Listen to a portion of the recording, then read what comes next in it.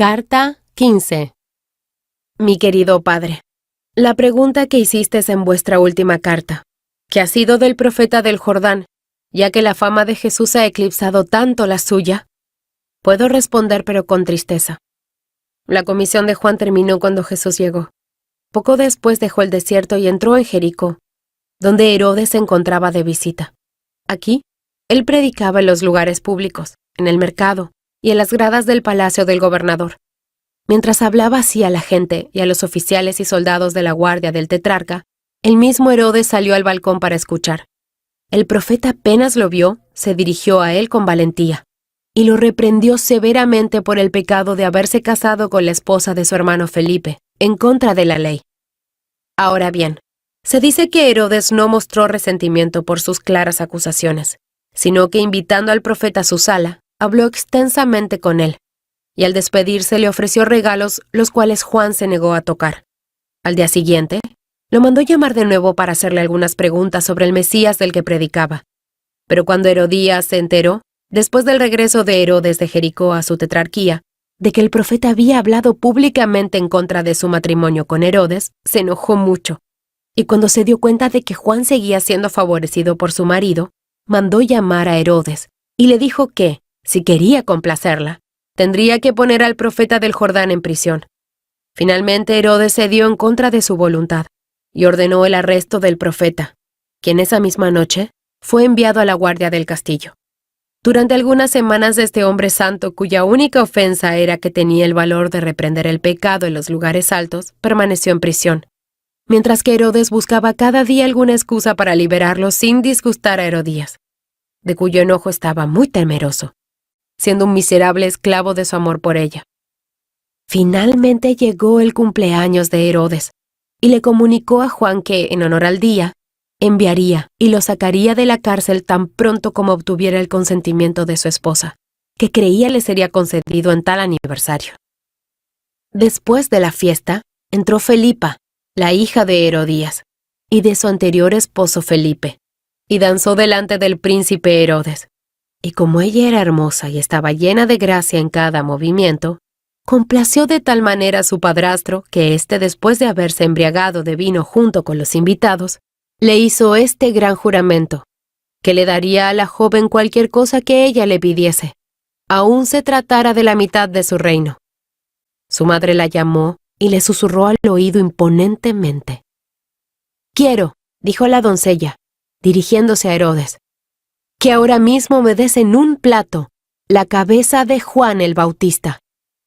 El tetrarca apenas escuchó esta petición se puso pálido y dijo muy enojado: «Tu madre ha estado manipulando tus oídos, muchacha. Pide hasta la mitad de mi reino y te lo daré, pero no derrames sangre en mi cumpleaños». «¿Acaso os retractaréis de vuestro juramento?», preguntó su esposa con menosprecio. «Por mi juramento, y por los que lo han oído concederé vuestro deseo», contestó finalmente, con un suspiro de arrepentimiento y de reproche hacia su propia persona. Entonces se dirigió al capitán de la guardia y le ordenó que matara a Juan el Bautista en la cárcel y que llevara su cabeza sobre un plato. Al cabo de un cuarto de hora, la cual pasó Herodes en gran conmoción, caminando de un lado para otro en la sala, y sus invitados en silenciosa espera, se abrió la puerta y entró el capitán de la guardia, seguido por el verdugo, quienes llevaban una bandeja de bronce sobre la que descansaba la cabeza ensangrentada del elocuente precursor de Cristo. «Dádsela a ella», gritó Herodes con severidad, señalando a la bella doncella que estaba de pie cerca de la puerta a la entrada. La ejecutora puso el plato en sus manos y con una sonrisa de triunfo se lo llevó a su madre, la cual se había retirado a una habitación. Todos los discípulos del profeta que había sido muerto fueron a donde estaba Jesús predicando y sanando, y le contaron lo que le habían hecho a Juan. Cuando Jesús escuchó de la muerte de Juan se entristeció mucho, escribe Juan a María, y se fue a un lugar desierto y apartado. Algunos de los discípulos de Juan el Bautista se fueron a los desiertos, y otros buscaron a Jesús para protegerse y ser aconsejados. Después de un tiempo, se encontró rodeado de una gran multitud, principalmente de los discípulos de Juan, además de muchos que habían venido a escucharle predicar y ser sanados por él. El lugar era un desierto, y estaba lejos de las ciudades. Olvidados de todo lo demás, excepto de seguir a Jesús, se quedaron sin comida. Lo cual, dice Juan en una carta al rabí Amós, nosotros sus discípulos le sugerimos a Jesús que los enviara a las aldeas de alrededor para que comprasen alimentos. Pero Jesús nos respondió y dijo tranquilamente: no tienen necesidad de irse. Dadles vosotros de comer. Y Simón dijo: Maestro, ¿en dónde podremos conseguir pan para tantos?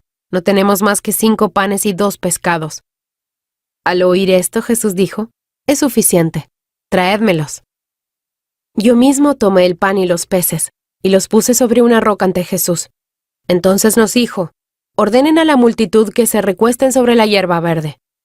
Y cuando todos estaban recostados, tomó los 5 panes, y puso sus manos sobre ellos, y sobre los 2 peces. Levantando sus ojos al cielo, bendijo, y partió los panes, y nos lo dio a nosotros sus discípulos, y nos ordenó que los repartiéramos al pueblo. Cada vez que volvíamos por más, encontramos los panes y los peces sin disminuir. Yo veía con asombro cómo, cuando este profeta de Dios partía un trozo de uno de los peces o de un pan, el mismo trozo aparecía de inmediato en el mismo lugar, como si no hubiera sido partido. Y de esta manera continuó partiéndolos y siendo distribuidos por nosotros casi durante 1 hora. Y comieron hasta que se saciaron. Cuando nadie pidió más, nos ordenó que recogiésemos lo que había sobrado, y había 12 cestas llenas.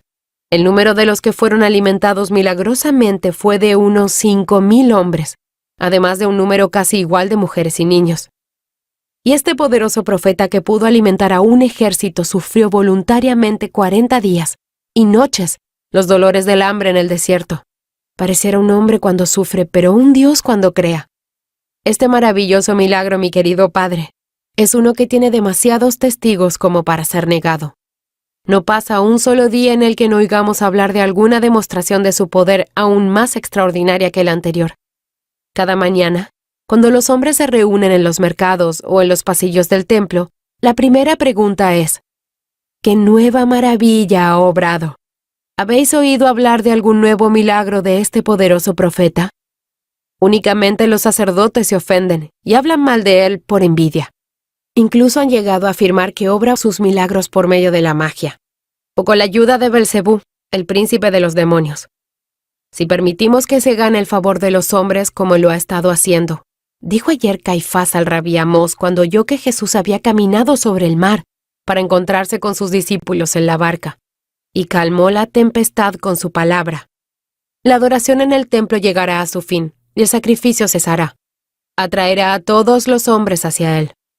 Habéis preguntado, querido Padre, en vuestra carta, ¿dónde está el Elías que habría de preceder al Mesías profetizado por el profeta Malaquías? Esta pregunta la contestó Jesús mismo, hablando de Juan.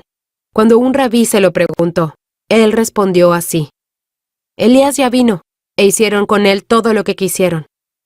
¿Habláis de Juan el Bautista? Preguntaron aquellos acerca de él cuando oyeron esto. Juan vino con el espíritu y poder de Elías, y por eso fue llamado así por el profeta. Fue la respuesta de Jesús.